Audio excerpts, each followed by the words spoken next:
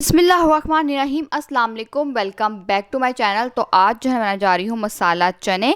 तो सबसे पहले यहाँ पर मैंने ऑयल के अंदर शामिल कर दिया स्लाइस के और प्याज यहाँ डाल के इसको मैं फ्राई कर लूँगी जब तक प्याज का कलर लाइट गोल्डन नहीं हो जाता।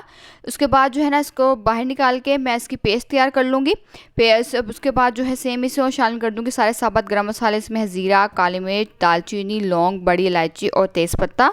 उसको शामिल किया मैंने इसका लहसुन अदरक की पेस्ट। यहाँ पर 2 मिनट तक मैंने इसको फ्राई कर लिया। उसके बाद जो है ना मैंने इसमें शामिल कर दी है टमाटर की पेस्ट। साथ में इसका शामिल कर दूंगी मैं प्याज की पेस्ट।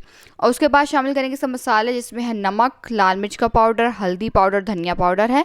अब इसको मिक्स कर लूँगी और उसको 10 मिनट तक पकने के लिए रख दूँगी। 10 मिनट के बाद जो है ना अब मैं इसका शामिल कर दूँगी बॉयल हुए काले चने। चने डालकर जो है ना यहाँ पर मैं इसको अच्छे से भूनूंगी। 5 मिनट तक मैंने यहाँ पर इसको अच्छे से भूना था ताकि जितना भी पानी है इसका वो ड्राई हो जाए और जितना ऑयल है ना उसका सेपरेट हो जाए। उसके बाद जो है ना इसका शामिल कर दूंगी मैं यहाँ पर पानी। और पानी थोड़ा सा शामिल करेंगे इसके अंदर, इसकी ग्रेवी तैयार करेंगे तो थोड़ा सा पानी डाल के इसको 10 मिनट तक यहाँ पर मैं ना पका लूँगी। 10 मिनट पकने के बाद यहाँ पर ये देखें ये काले जो मसाले है ना चने ये तैयार हैं। आखिर में शामिल कर दूँगी इसके अंदर मैं हरी मिर्चें, सामा डालूँगी इसके अंदर गर्म मसाले का पाउडर। इसको यहाँ पर मैं अच्छे से मिक्स कर लूँगी। चूल्हा यहाँ पे मैंने बंद कर दिया था। इसके बाद जो है ना मैं इसको यहाँ पर कर दूँगी डिश आउट।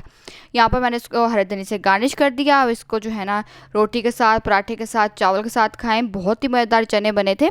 एक बार ज़रूर ट्राई कीजिएगा। रेसिपी को मुझे ज़रूर बताइएगा वो कैसी लगी है। मैं आपसे इंशाल्लाह नेक्स्ट वीडियो में मिलूँगी। तब तक इजाज़त दीजिए। अल्लाह हाफिज़।